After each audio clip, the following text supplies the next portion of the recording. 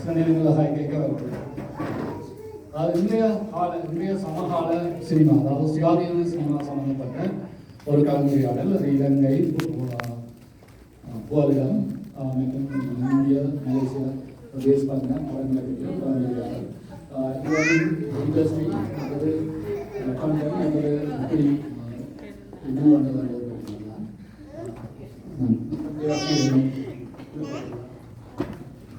நன்றி ரத்தன். அதாவது ரத்தன் எங்க சொன்னார், நம்ம ஒரு கண்டெம்பரரி தமிழ் சினிமா பற்றி பேசலாம். பேசி அதை ஒரு தாய்மொழியில் ஒரு தடுப்பாக கொண்டு வரலாம். சொன்னால் ஒரு கடந்த 20 வருடங்கள் இப்போ என்னுடைய அனுமானத்தில் பார்த்தீங்கன்னா இப்போ 100 இயர்ஸில் வராத சப்ஜெக்ட்லாம் இப்போ வருது தமிழ் சினிமாவில். அதே நேரத்தில் அந்த பழைய பிரச்சனைகள், அதாவது இப்போ டிஜிட்டல் படம் எடுக்கிறது ஈஸியாகிடுச்சு, டிஸ்ட்ரிபியூஷன் எக்ஸிபியூஷன் அதே பிரச்சனைகள். ஆனால் இது அப்புறம் மற்றபடி என்ன நினச்சோன்னா இந்த சின்ன சின்ன படங்கள் இருக்கு இல்லையா, லப்பர் ஜமா, பார்க்கிங், இந்த மாதிரி படங்கள், இதை பற்றி இப்போது நீங்கள்லாம் பார்த்துருக்கீங்க அப்படின்னா அதையும் பேசலாம், மற்ற விஷயங்களும் பேசலாம். இந்த பெரிய பெரிய படங்கள் அதை பற்றியும் பேசலாம். நடத்தணும். ஓகே. ஒலிவாங்கிய ஒரு சுற்று வரும். உங்கள் பெயர்களை மட்டும் ஒரு தடவை சொல்லி உங்களை அறிமுகப்படுத்திக் கொள்ளுங்கள். திலீப் குமார், ரஞ்சித் ஜோசப், ராசலிங்கம், ஜனாகே சிவா, வணக்கம், ஜெகன் பி சிவா, சித்தி விநாயகம், குமணன், ஸ்ரீ ஸ்கந்தன், இந்திரன்,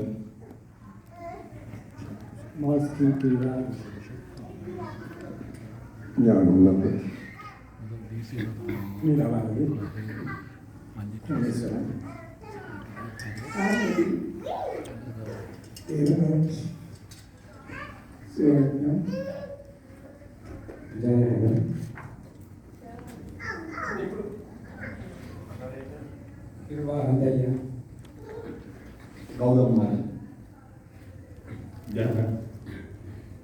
Colombo, Vigneswaran, ஆனந்த் ராம், பொன்னம்பி, கங்கா. சரி, இங்கே இருக்கின்ற பலரும் இலக்கிய துறையில் ஆர்வம் உள்ளவர்கள். அதன் முறைக்கு தீவிர சினிமாவில் மிகுந்த ஈடுபாடு கொண்டவர்கள், இந்த திரைத்துறையில் இயங்கிக் கொண்டிருக்கின்றவர்களும் இங்கே இருக்கின்றீர்கள். இந்த இடத்தில் முதலில் ஏற்கனவே ரதன் சில விடயங்களை சொல்லியிருந்தார். மிக விரைவாக 25 பேர் அளவிலே இங்கே இருக்கின்றோம். இந்த வட்டத்திலே ஒவ்வொருவரும் 2 நிமிடம் எடுத்தாலே 50 நிமிடமாகிவிடும். நீங்கள் சொல்லுகின்ற விடயத்தை சுருக்கமாக விரைவாக சொல்லி முடித்தால் பேருதவியாக இருக்கும். முதலில் இளங்கோ.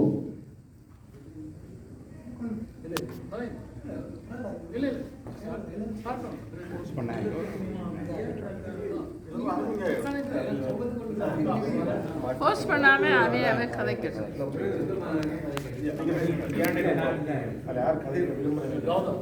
தற்கால தமிழ் மற்றும் புலம்பெயர்ந்து தமிழ்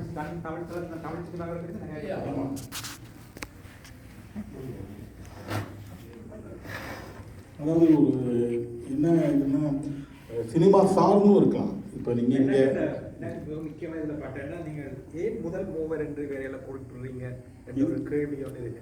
அதாவது என்னென்னா இவங்க பொதுவாக எல்லாரும் எப்படி ரெஃபர் பண்ணியிருக்காங்கன்னா ஒரு இவங்களுடைய வழி வந்தவங்ககிட்ட தான் படிச்சிருக்கேன் சினிமா அப்படின்னு. இப்போ பிரசாந்த்னா இப்போ இந்த குமார் சானிலாம் அவர்கிட்டே போய் இன்டர்ன்ஷிப் பண்ணார், ஒரு படத்தில் ஒர்க் பண்ணார். இப்போது குமார் சானி இன்றைக்கி ஒரு ஆர்ட் சினிமாவில் ஒரு பெரிய மேதை. அதாவது இப்போது இந்தியன் ஆர்ட் சினிமா லார்ட் செஞ்சுரியில் நம்ம பார்த்தோம்னா 2 பேர் தான் ஒரு குறிப்பிடும்படி எல்லா ஸ்காலர்ஸும் எழுதியிருக்காங்க. ப்ராக்டிஸ்னஸ், ஒன்று மணிகோல், இன்னொன்று குமார் சானி. இப்போ குமார் சானி மாயாதர்பன் அப்படின்னு ஒரு படம் எடுக்கிறார். அவருடைய பிரசாந்தை ஒர்க் பண்ணி அந்த இன்ஃப்ளூயன்ஸ்லேயே ஒரு படத்தை பண்ணியிருக்காரு. நிர்மல் வர்மா அப்படின்னு இப்போது தமிழில் எப்படி ஒரு புது இலக்கிய ஒரு அலை வந்ததோ அதே மாதிரி ஒரு நவி கஹானி அப்படின்னு ஒரு நியூ நெரேட்டிவ்ஸ் அப்படின்னு ஹிந்தியில் ஒரு மூமெண்ட் இருந்தது. அதுக்கு தலையாயவர் அக்னே, அப்புறம் நிர்மல் வர்மா சினிமாவில் ஒரு ஸ்டோரி பண்ணுறாரு. அதே மாதிரி மணிக்கோல் எடுத்துக்கிட்டா அவரும் வந்து ரித்திக் கட்டக்கூடிய மாணவராக இருக்கார். ரித்திக் கட்டக்கூடிய படங்கள் பார்த்தீங்கன்னா பெரிய மெலோட்ராமா இருக்கும். அதாவது அதை பற்றி இப்போ நான் எழுதியிருக்கேன். ஏன்னா அவரோட 100th இயர். இப்போ எனக்கே வந்து மணிக்கோல் ஆசிரியர் பிரசாந்த் மேலே பெரிய ஈடுபாடு இருந்தால் கூட சரி நம்ம அதை பர்சனலாக பேசுவோம்.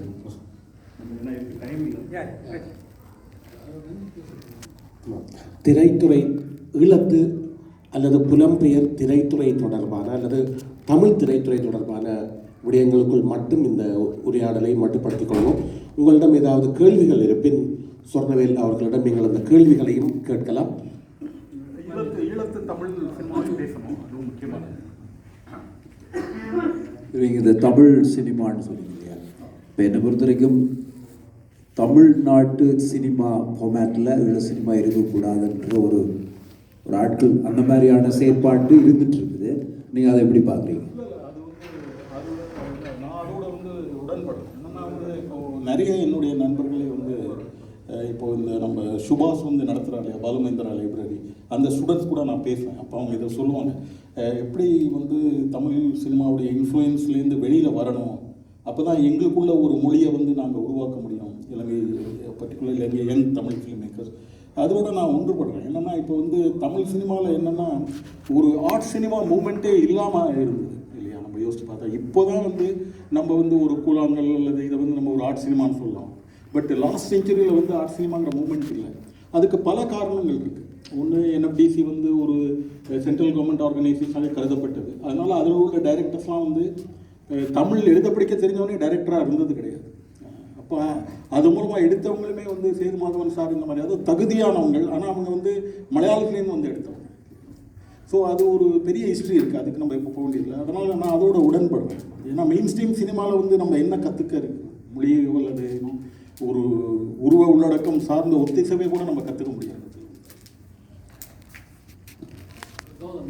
இலங்கை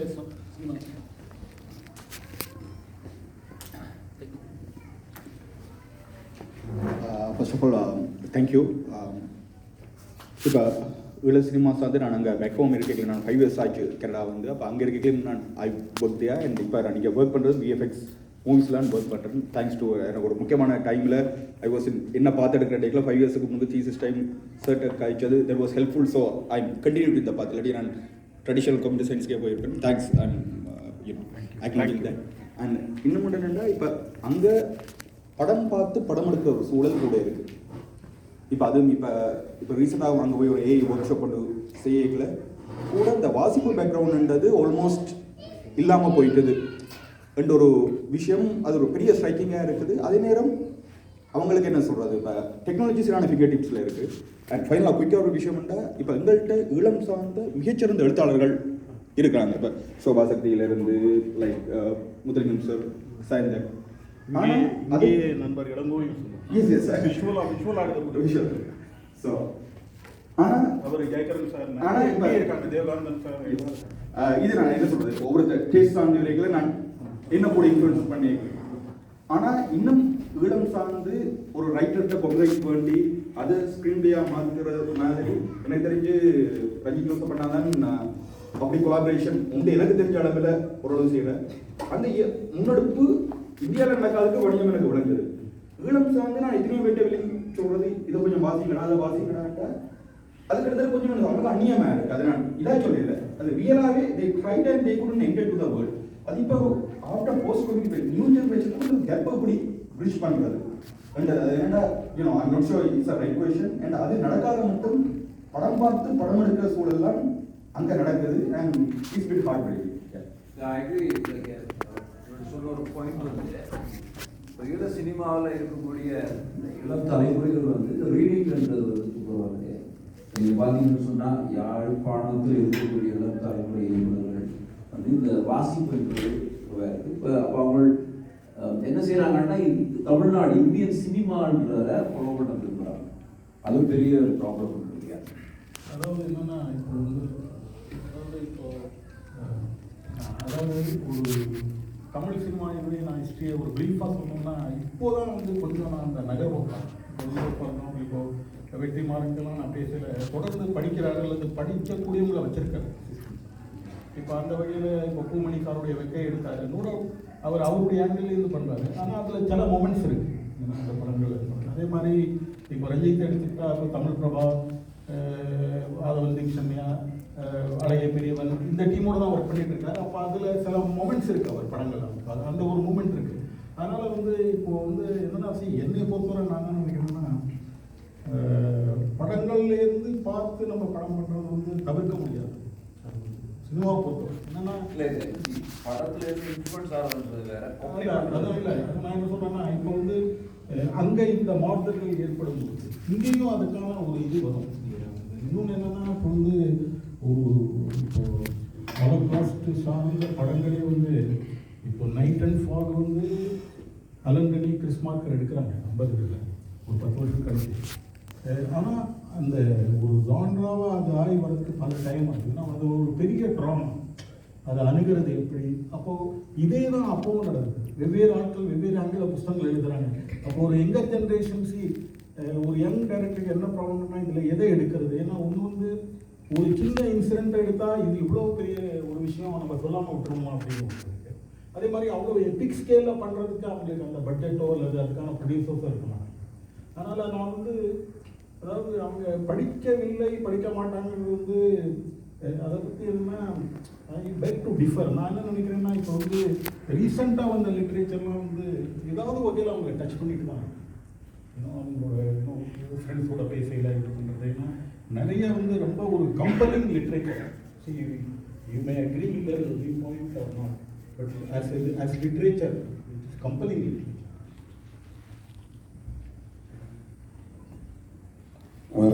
அதாவது ஒரு கருத்துக்கள் அல்லது கேள்விகள்.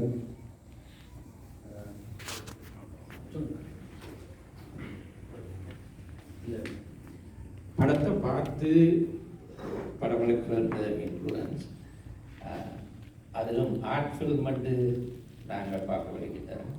சிங்கள படங்கள் கேட்டாங்க அவங்க ஆர்ட் ஃபில்ம் எடுக்கிறதுக்கு எவ்வளோ காலம், அதில் இன்ஃப்ளூயன்ஸையும் நாங்கள் பார்க்கக்கூடாது.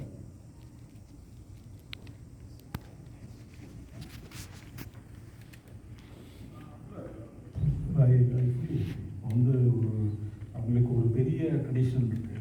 அப்போ அந்த காலத்துலேருந்து இப்போ பெரிய காலத்துலேருந்து இப்போ பிரசன்ன விதாயக்க காலத்துக்கு ஒரு பெரிய ட்ரெஜெக்டரி அது அவங்க ப்ரௌடாக கிளைம் பண்ணணும். அதாவது தமிழ் சினிமா மாதிரி இல்லாமல் எங்களுக்குள்ள ஒரு மொழி, எங்களுக்குள்ள ஒரு ஃபார்ம் அந்த தேடலாம் அவங்க என்றைக்கும் இருந்தோம். இப்போ சிலதில் நாங்கள் சக்ஸஸ் அடைஞ்சிக்கலாம், சக்ஸஸ் அடையாமல் இருக்கலாம். ஆனால் அவங்க ஃபெயிலியர் கூட ஒரு மைல் ஸ்டோன் தான் இன்றைக்கி நம்ம பார்க்கலாம்.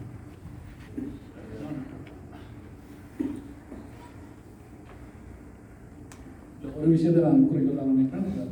ஈரானியன் ஃபிலிம் இண்டஸ்ட்ரி நான் கும்பியவன் இல்லை, ஆனால் அதை மோசமாக ஒடுக்கப்பட்ட ஒரு சூழலில் ஒரு படம் அந்த டிஸ்கிரிப்ஷனோட ஃபிலிம், அதாவது பென்ட்ரைவில் அந்த படம் எடுக்கப்பட்டு சேவ் பண்ணப்பட்டு கேக்குக்குள்ளே வைத்து ப்ராசஸர் கேன்லைன் டிஃப்லைன் ஸ்க்ரீன் பண்ணப்பட்டு அவன் மிக ஒடுக்கப்பட்ட சூழலில் அரசு முஸ்லீம் அரசாங்கங்கள் எல்லாம் சுற்றி வர பார்த்து கொண்டிருக்கிற சூழலில் கூட அந்த படங்களை எடுக்கணும். ஆனால் இந்த நாளில் ஏன் அந்த அளவுக்கு கொண்டு போக முடியலை என்ற கேள்வி இருக்குது. கனடாவில் படம் எடுக்கிறாங்க, கனவேரை நான் பார்த்துருக்கேன். இப்போ இன்டர்வியூவில் கூட என்ன செய்யனா ஒரு ஃபேஸ்புக்கில் ஒரு இண்டஸ்ட்ரி கிரியேட் பண்ணுற பற்றி ஒரு டிஸ்கஷன் போய் கொண்டு அதுக்கு முதல் ரீசெண்ட் ஒரு ஃபேஸ்புக் போஸ்டிங்கில் ஒரு இலங்கையில் இருக்கிறாள் தங்களோட படங்களை பற்றி குறிப்பு ஒரு கவனத்தில் கொள்ளையில் இருந்திருக்காங்க. ஒரு கேள்வி இருக்கிற நீங்கள் கவர்மெண்ட் என்ன நாங்கள் எங்களுக்கு இங்கே ஃபிலிம் ஸ்கூல்ஸ் எல்லாம் வசதி எத்தனையோ படங்கள் பார்க்குறதுக்கான வசதி இருக்குது.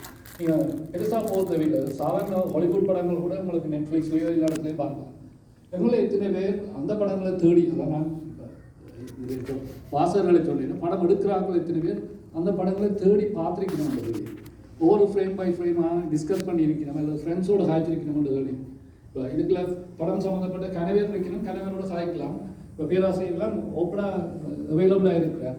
அது மாதிரி கனவேர் வைக்கணும். அப்போ நாங்கள் எங்கே இதை மாதிரி காய்ச்சிருக்கிறோம் அந்த கேள்வியெல்லாம் இருக்கிறோம். நாங்கள் உண்மையாக ஒரு சீரியஸான சினிமா உரையாடலுக்கு தயாராக இல்லை. ஆனால் அதே சமயம் நாங்கள் ஒரு இந்திய கமர்ஷியல் சினிமாவோட ஒத்து போகிற படங்களுக்கு நோக்கி தான் நாங்கள் மூவ் பண்ணுறவங்கள இந்த அஜித் ஜோசப் 2 படம் எடுத்திருக்கிறேன்.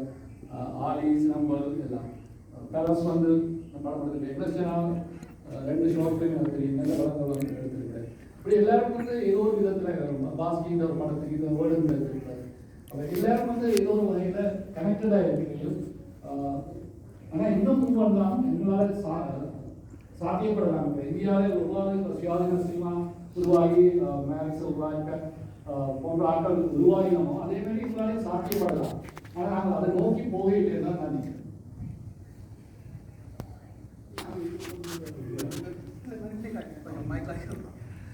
சிங்கிள் சினிமா சொன்னதானே அதே தான் நான் சொல்கிறேன். ஈழத்து இது வரைக்கும் நான் ஆல்வேஸ் சொல்கிறது சிங்கிள் சினிமா அண்ட் மலையாள சினிமா. தமிழ்நாடு சினிமாவுக்கு போகிறேன் டெக்னிக்கல் வைஸ் அண்ட் எனக்கு அந்த அதாவது அந்த ரைட்டர்ஸ் மலையாளத்தில் எக்ஸாம்பிள் எடுக்கிறேன் அப்படி அவர்கள் செலிப்ரேட் பண்ணிட்டு இருக்காங்க. அது வந்து குறைவு. ஸோ அந்த ரைட்டர்ஸ் வந்து கட்டாயம் ஸ்க்ரீன் பிளேயாகவே எழுத வேண்டியது. ஸோ அதுக்கு வேறு ஒரு இருக்கு. நாங்கள் ரைட்டர்ஸ் வந்து தமிழ்நாட்டில் வந்து அவையிலே திரைக்கதை மதுரை மாதிரி பண்ணுறோம். ஸோ அது டோட்டலி டிஃப்ரெண்ட் அதையும் கவனிக்கணும். முக்கியமாக என்ன நினைக்கிறேன்னா இப்போ நம்ம மலையாளத்தில் எடுக்கணும்னா இப்போ அந்த காலத்திலேருந்தே மலையாளம் மிடில் சினிமான்னு ஒன்று வந்து இப்போ அரூர் போன்றவர்கள் அங்கே வந்து பஸ்ஸிங்களோட மதில்கள் பெரிய பெரிய இதை பண்ணுறாங்க அல்லது அரவிந்தன் பண்ணுறாரு. பட் கூட நம்ம பார்த்தோம்னா இப்போ பெரிய பெரிய ரைட்டர்ஸுடைய கான்ட்ரிபியூஷன் இப்போ வந்து பத்மராஜன் சார் அவர் வந்து நிறைய பரதனுக்கு எழுதினார், நிறைய எழுதினார். அப்புறம் அவரே டைரக்ட் பண்ணார். டைரக்ட் பண்ணியும் வந்து இப்போ தூவன தும்பிக்கல் இப்போ நானே வந்து அவருக்கு ஒரு ஹோமாஜா ஒரு புக்கை கொண்டாங்க எடின்பர்க் யூனிவர்சிட்டியிலேருந்து கொண்டு வந்தாங்க. அப்போ அதில் என்னை கான்ட்ரிபியூட் பண்ண சொன்னாங்க. ஏன்னா நான் வந்து பத்மராஜன் சாரை பற்றி அந்த காலத்துலேயே கேரளாவில் போயிருக்கேன். அப்போ ஒரு தடவை இன்னும் அது ஒரு இவங்க கூட அறிக்கையில் கூட அவங்களாம் எனக்கு கடிஞ்சிருக்காங்க. அதாவது அவங்க பொதுவாக என்ன சொல்லுவாங்கன்னா மிடில் சினிமா தென் மோர் டேமேஜ் தென் கமர்ஷியல் சினிமா. அதை நான் ஒத்துக்க மாட்டேன். ஏன்னா இப்போ ஃபார் எக்ஸாம்பிள் பரதனுடைய கான்ட்ரிபியூஷன் பத்மராஜன்லேருந்து நீங்கள் ஒரு ட்ராஜெக்டரி பார்த்தீங்கன்னா லோகிதாஸ் வரைக்கும் வந்து நல்ல ரைட்டர்ஸ் வந்து இருந்தாங்க. ஸோ அந்த மாதிரி கூட திங்க் பண்ணலாம். அதாவது you can think of a viable cinema. So இப்போ வந்து இப்போ இலங்கை மாதிரி ஒரு இதில் ஆர்ட் சினிமாக்கான சூழல் அவங்களுக்கு இல்லை இல்லையா? அதாவது வந்து where will the money come back, you can take it to festivals but you must have some returns. So middle of the road சினிமாவில் நம்ம ஒரு ரைட்டர்ஸோடு சேர்ந்து ஒர்க் பண்ணலாம். இந்த மாதிரியான ஒரு பாசிபிலிட்டிஸை அவங்க ட்ரை பண்ணலாம். அதாவது நான் என்ன நினைக்கிறேன்னா வந்து இப்போ இருக்கிறோம் அதுலேருந்து ஒரு முன்னகர்வு. ஏன்னா எல்லா ஃபிலிம் மேக்கர்ஸும் நான் மெயினாக அட்வைஸ் பண்ணுறது என்னென்னா ஒரு படம் பண்ணுறது முக்கியம். படங்கள் பண்ணிகிட்டே இருக்கும். இப்போ சதீஷ் பாலோரை பார்க்க நான் நினச்சிட்டேன். அவருடைய 100th இயரை பற்றி இன்றைக்கி நான் சொன்னேன். அவர் எப்போவுமே எனக்கு எங்களுக்கெல்லாம் சொல்கிறது என்னென்னா film making is like craft. அது குக்கிங் அண்ட் டெய்லரிங் மாதிரி கண்டினியூஸாக பண்ணுண்டா இல்லாட்டா ரெஸ்ட் ஆகிடும். அதனால் வந்து இப்போ நிறைய எங்கள் இன்ஸ்டியூட்லேருந்து பையன் வந்து ஒரு ஆர்ட் படத்தை எடுத்துருவாங்க. அதுக்கப்புறம் அவங்க பார்த்தீங்கன்னா ஒரு 7-8 வருஷங்கள் அப்புறம் படமே பண்ணாத ஆட்களும் இருக்காங்க. அதை அவர் ஒத்துக்க மாட்டார். ஸோ அந்த வகையிலுமே that is what I would advise that even they can think of plausible narratives நிறைய இருக்குது கதைகள். Iran cinema, single cinema, Malayalam 3 பார்த்தீங்க. பட் நான் பார்க்கறதுல இந்த 3க்குமே பேசிக் ஆடியன்ஸ் தான். மலையாளத்துக்கு மலையாள லாங்குவேஜ் தேர்ஸ் 3 கோர்ஸ் பீப்புள். இப்போ சிங்கிள் சினிமாக்கா 2 கோர்ஸ் பீப்புள். ஈரானுக்கு நேட்டிவாக இருக்காங்க. ஆனால் தமிழ் ஈழ சினிமா வரைக்கும் மெயினாக தமிழ்நாட்டு மூவிஸ் இம்பேக்ட் இந்த ஈழ cinema even Guardian English movie எடுங்க பாலிவுட் வர்றதால கார்டியன் மூவிஸ் சக்ஸஸ் ஆக சரியான டஃப். இப்போ மலையாளமும் சிங்களுக்கும் தமிழும் பேசிக் ஆடியன்ஸ் இருக்காங்க. அப்போ அவங்க ட்ரை பண்ணலாம் அந்த ஆடியன்ஸ். அதெல்லாம் small budget but more artistic they are taking because they know they are budget and they are market. அதான் சொல்கிறேன். தமிழ்நாடுக்கு நாங்கள் அந்த எங்கட படத்தை எடுத்து தமிழ்நாடு நாங்கள் மார்க் பண்ணிடலாம். எங்கள்கிட்ட தனித்துவம் வந்து நாங்கள் வருவோம். அது கொஞ்சம் யூனிக்காக வருது. அதான் நம்ம ஈரானையும் சொல்கிறோம் மலையாளையும் சொல்கிறோம்னா எங்கட கதையை வந்து நாங்கள் யூனிக்காக கொண்டு வந்தால் தான் கொஞ்சம் ஆடியன்ஸாக இல்லாட்டி நம்ம தமிழ்நாட்டுக்கு அவ்வளோக்கு நம்ம பண்ணிடலாம். இன்னொரு விஷயம் வந்து உங்களுடைய படத்தினுடைய ஸ்பீட் எங்களோட ஆடியன்ஸ் வந்து இப்போ இன்டர்நேஷ்னல் எல்லாமே வெளியில் இருக்கிறோம். மோஸ்ட் ஆஃப் த ஈழ சினிமாவினுடைய அவங்க பார்க்கக்கூடிய ஆடியன்ஸ்னால் வெளியில் இப்போ இங்கிருந்து வெளியில் இருக்கக்கூடிய லிட்ரேச்சர் நாலேஜ் வந்து சினிமா நாலேஜ் மாறிடுது. தமிழ்நாடு சினிமான்ற அந்த மைண்ட் செட்டில் பிகாஸ் இப்போ எல்லாருமே மலையாள படம் வரும், ஈரானியும் போகுது, இன்டர்நேஷ்னல் ஃபிலிம் எல்லாமே பார்க்க தொடங்கிட்டு எங்களோட யூனிக்னஸை நம்ம விட்டு கொடுக்கலாம். ஆனால் ஸ்ரீலங்காவில் போய் படம் எடுக்கிறது பிரச்சனையான ஒரு விஷயம். அது நம்பர் 1 வந்து நான் 2 படம் எடுத்து 2மே அங்கே போய் எடுக்கிறதுக்கு ஸ்டார்ட் ஃப்ரம் இலங்கையினுடைய திரைப்பட கூட்டுத்தாபனத்திலிருந்து பிரச்சனை ஆரம்பிக்கும். தமிழ் ஸ்கிரிப்ட் அவங்க அக்செப்ட் பண்ண மாட்டாங்க. அப்படியா? அப்படி இங்கே தமிழ் ஸ்கிரிப்டை எழுதி கொடுத்தீங்கன்னா கொஞ்சம் எழுதுவாங்க. ஃபர்ஸ்ட் வந்து அது சிங்களத்தில் இருக்கணும், இல்லாட்டி இங்கிலீஷில். Even if you are making a Tamil, அதை டிரான்ஸ்லேட் பண்ணி அதை கொடுக்கணும். இந்த 2 படமே நான் வந்து தமிழில் கொடுத்து அக்செப்ட் பண்ண மாட்டேன். இப்போ என்னுடைய ஸ்கிரிப்டை வந்து நான் கொடுத்து அந்த ஸ்கிரிப்டில் எந்தெந்த ஏரியா வந்து இப்போ எக்ஸாம்பிள்